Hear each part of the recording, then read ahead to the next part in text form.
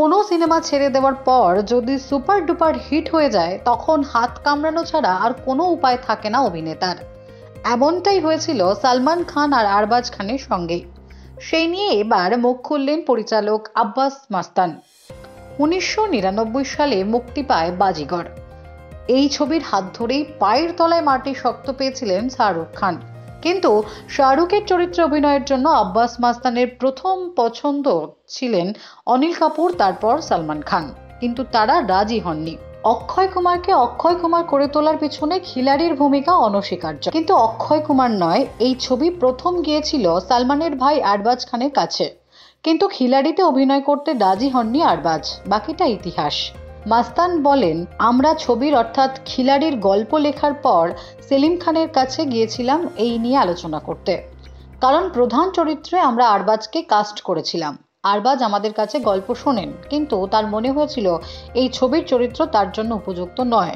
এরপর আমরা অক্ষয় কুমারের কাছে যাই। এই প্রসঙ্গে আরবাজ বলেন, আমার সঙ্গে তারা যোগাযোগ করেছিলেন। তখন অন্য এক পরিচালকের সঙ্গে একটা ছবি নিয়ে কথা চলছে, ফলে তাদের ছবিটা করতে পারিনি। ছবিটা ছিল খিলাড়ি। আমাকে অক্ষয় কুমারের চরিত্রে অভিনয়ের প্রস্তাব দেওয়া হয়েছিল। দুর্ভাগ্যবশত অন্য ছবিটাও হয়নি। বাজিঘরে শাহরুখের চরিত্রে অভিনয়ের জন্য আব্বাস মাস্তান প্রথমে গিয়েছিলেন অনিল কাপুরের কাছে।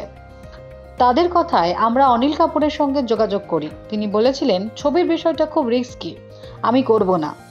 এরপর আমরা সালমানের সঙ্গে যোগাযোগ করি। তিনি তখন একটা ফ্যামিলি ড্রামায় অভিনয় করছিলেন। সেলিম সাহা বলেছিলেন কেরিয়ারের এই সময় সালমানের এই ধরনের ছবি করা ঠিক হবে না। শেষে আমরা শাহরুখের কাছে যাই। SRK আমরা দুজনেই ছবির গল্প শুনিয়েছিলাম। মাস্তান বলেন, আমরা সোফায় বসে আছি আর শাহরুখ মেঝেতে।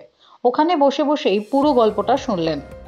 ন্যারেশন শেষে উঠে এসে আমাদের জড়িয়ে ধরে বললেন, কি অসাধারণ গল্প, আমি করব। শাহরুখ এখন সুহানার সঙ্গে কিং ছবির প্রস্তুতি নিচ্ছেন। ছবিটির পরিচালক সুজয় ঘোষ। ছবিতে শাহরুখ মাফিয়া কিংপিনের ভূমিকায় অভিনয় করবেন। এটাই হতে চলেছে বাবা মেয়ের জুটির প্রথম ছবি। Bureau report, Durnibar Bangla news.